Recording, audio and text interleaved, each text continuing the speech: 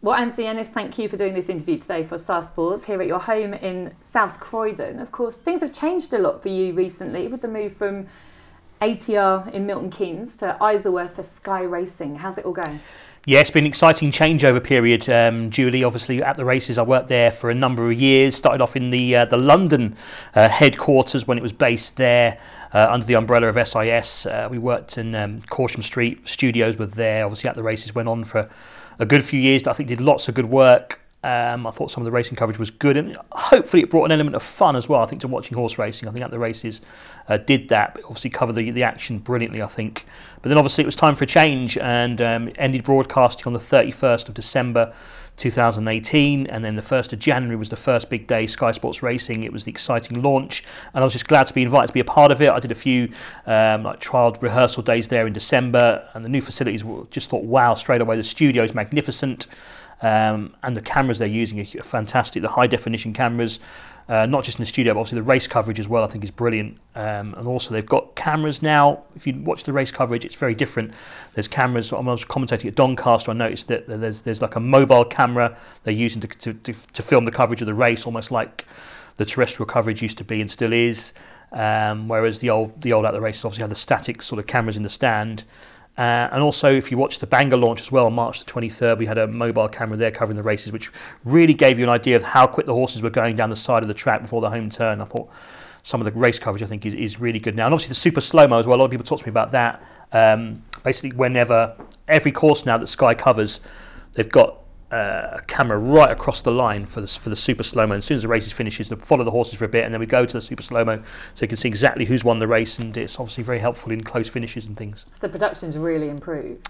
It is, yeah, it's very different. Much bigger teams. We have like researchers who do a lot of great work, much bigger team across the board, and yeah, I think a lot goes into it now. And also, I think important, a reporter at every race meeting. So basically, even if Sky Sports Racing have got 5 meetings on a day, then there'll be somebody at every track.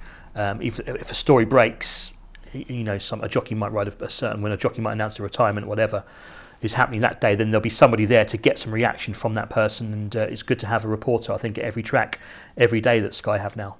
How did your love of racing start? Of course, for you, it's both horses and greyhounds. How did it all begin? Started at a very young age with my dad and my 3 brothers, who are all older than me. They're all into it a lot. Basically, for my dad, though, he was a massive racing fan. Used to love to have a little bet now and again, and he'd like take me racing, and he was just totally in love with it. My cousin trains in Ireland still, got a few horses, and my uncle was actually he was the groom of Nicholas Silva, the former Grand National winner many years ago, back in the 60s, I think it was. So yeah, a bit of a background there, but mainly from my dad. He used to take me racing to like our local tracks, Kempton's. We used to go to Ascot. We used to go to Windsor, Sandown. I used to sort of badger him to take me after school, and back in the day we used to go racing, and then after college we used to go to the horses. And the greyhounds then, Wembley was I think he took me once on a Friday night, and I was like, wow, this is incredible. And I kind of got the bug after that. I used to ask him to take me on a Friday night, and so my friends were going off to pubs and stuff when they were 18. I was trying to go to Wembley Greyhounds instead, but I loved it. I mean, Wembley, just having that huge stadium, sort of not quite looking quite empty with the greyhound crowd there, but it was still good. I mean, some of the atmospheres there on the Friday nights were brilliant.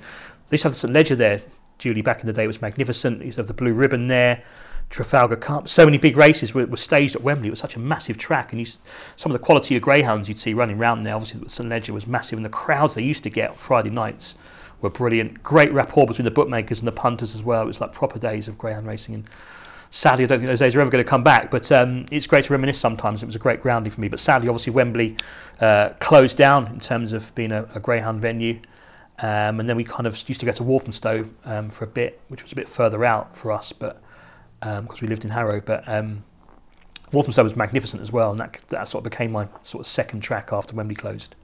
Career-wise, it was quite an unusual route into broadcasting for you. Yeah, I kind of went to college, sixth form, and then I kind of signed up to do a computing science degree at Greenwich, Woolwich campus down in Greenwich. It just seemed that at that time everyone was doing computer science. It was the thing, wasn't it? I thought everybody was doing computer studies, so I thought, yeah, I'll do this.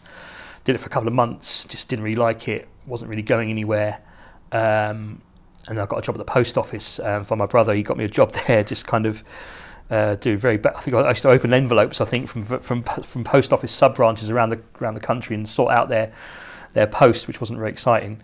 But then it was just a chance to get some work, and then I got a job at NatWest working for the bank.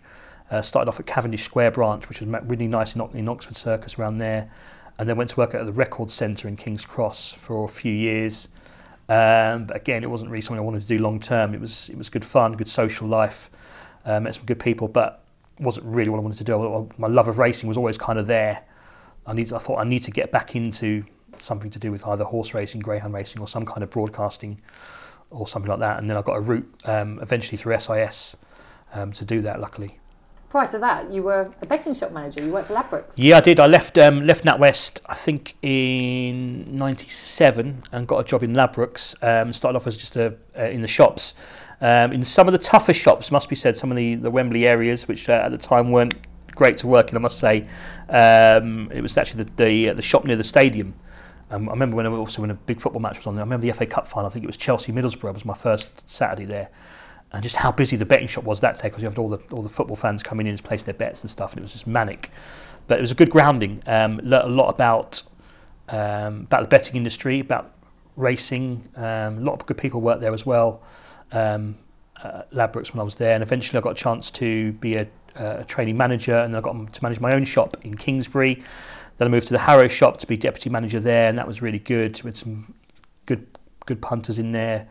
And it was a good grounding, really, to learn about sort of the betting side of the industry. At that point, did you still want to be a broadcaster? Did you want to? Yeah, I did, yeah. I remember applying. I actually did apply to Ladbrokes head office to try and get a job in their sort of broadcast team for their shops. That didn't quite happen. And then I thought, right, I'm not going to give up. So I tried SIS, were advertising trainee voiceovers.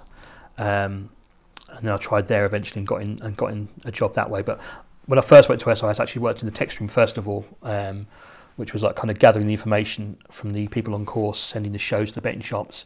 And then I sort of moved in eventually to do some broadcasting for SIS, just for the betting shops, like the Greyhound commentaries and the results and things. And did that for a few years, and then sort of went freelance in 2005 or 2006, I think it was. And At the Races basically just launched, the new At the Races. Just launched then, and they said, yeah, they'll give me sort of 10 days a month if I want to do like their presenting just from the little booth in there or the studio. And I thought, yeah, that sounds good. So I started doing that, and then eventually got a job as a commentator on course in about 2008, 2009. But again, I had to do a year's training. I think I only got in at the third time applying to be a commentator on course. First twice I got sort of knocked back. I think I applied in 2006 and sent loads of tapes in, did a trainee day and didn't quite get it. And the same happened again the following year, but I didn't give up. And then sort of 2 years later, I got put on the roster, which was exciting. Which just shows, for anybody watching this who does want to get into broadcast in any sport, it is really tough, isn't it? Oh yeah, you will get knockbacks, definitely. I mean, I remember I went to Newbury for a trial day commentating. I thought I did really well. I did the 6 races, put them onto a DVD, sent them off, thought, I did really well there. And then I got this feedback from Race Tech saying, yeah, you did this wrong, this wasn't quite, keep working, you're not ready yet, keep working. And so I was like, I was absolutely devastated. And then I tried again the following year and got sort of similar feedback. Thought, right, no, I'm not going to give up. And then I gave it another year and went back, just tried to do something slightly differently, sort of took on board their feedback, and then I applied, and then I got my trainee position. I did 3 months with other people on course, and everyone was really helpful. I remember going, I did a day with Richard Hoyles at Newbury. Simon Holt was really helpful to me, took me to Lingfield. John Hunt as well was brilliant. I remember Hunting taking me to Lingfield with him, Kempton with him, and he was kind of saying, right, and they would watch you back. So you do a commentary onto a tape in the test box, and they watch it back and say, right, I think you did this differently, I think you did this, and they were kind of giving me all. So I was getting feedback from kind of the top commentators, which was really helpful. And then I got taken on the following year. Of all the aspects of my job, by far my worst is commentating. I think it's so difficult and a real skill. You're harsh on yourself there, Julie. It's the bit that you love, isn't it? You love commentating. Whenever I come into the RPG TV studios, I look forward to the commentaries, and I think most guests don't really like doing it, but no, I love doing them. I think you can try and, in greyhound racing especially, you can really sort of portray what's happening to the audience and try and make it sound more exciting. But obviously it's not as easy as it, greyhound commentaries, I think, sometimes. But I think sometimes the coverage is quite hard to follow, isn't it? You're quite far away from them sometimes. But No, Greyhound racing commentary, I've done a few of them. I used to do quite a few toasters before that sadly closed back in 2018, wasn't it? Yeah.